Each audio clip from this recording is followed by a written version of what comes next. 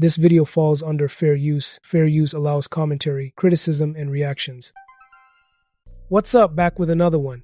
So today I'm going to show you this clip of Mark Holiday and JC going off after losing New York casino bid. Check it out. Know it? We met the standard and then some, and the only one with curves to stand up is the governor and the mayor appointees, and everybody else runs and hides. Go run and hide. Because what you did, the benefits you denied this community and this city and state, you have to live with that history forever.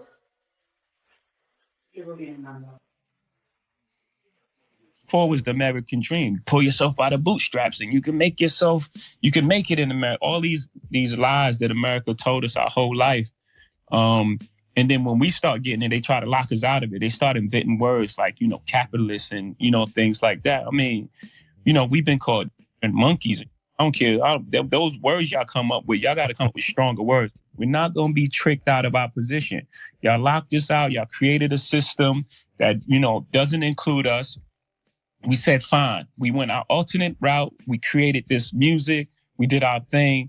We hustled, built ourselves to get to this space.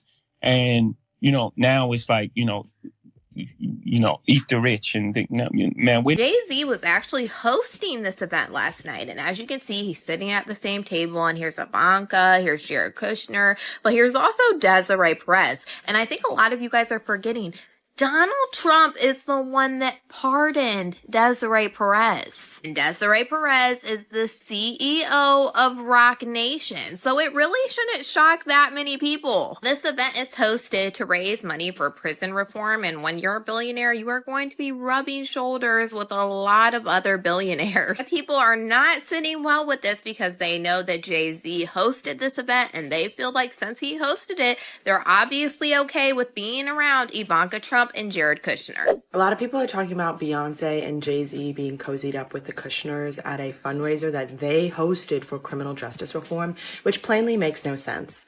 The Kushners care about criminal justice reform. But I think the more interesting story is Jay-Z being blocked from building a casino in Times Square, because Jay-Z really tried to argue that building a casino would be good for Black people. And this is the issue with Jay-Z, Beyonce, and many Black capitalists, is they will do things that are only meant to benefit them and then try to act like it is something for the collective. If Black capitalists want to lean into the hyper-individualism of the moment and do things only meant to benefit them, have at it, I guess. But to continue to act like this is for Black people, like this is in any way going to lead to our liberation, is not just ridiculous, but I think actively harmful, because it gives people the idea that you can just individualism your way out of oppression, and that's not the case.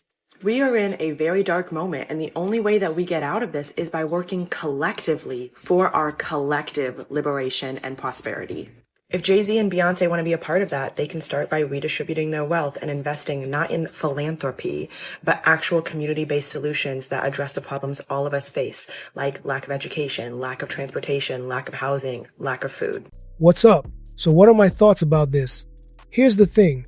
When you're talking about someone like JC, you're talking about a man who's built his whole name on precision, status, and being on the winning side of every major move. That's why this casino situation hits a little different.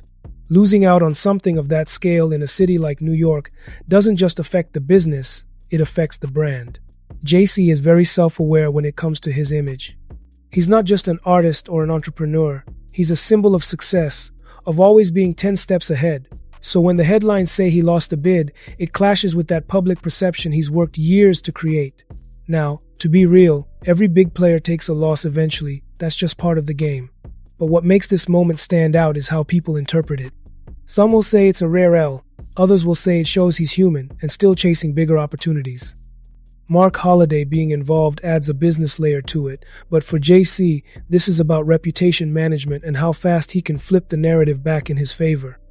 That's the challenge when you're known for winning, you don't get much space for losses. Okay, so drop a comment, smash that like button, and make sure you subscribe for more videos like this, and I'll see you in the next video.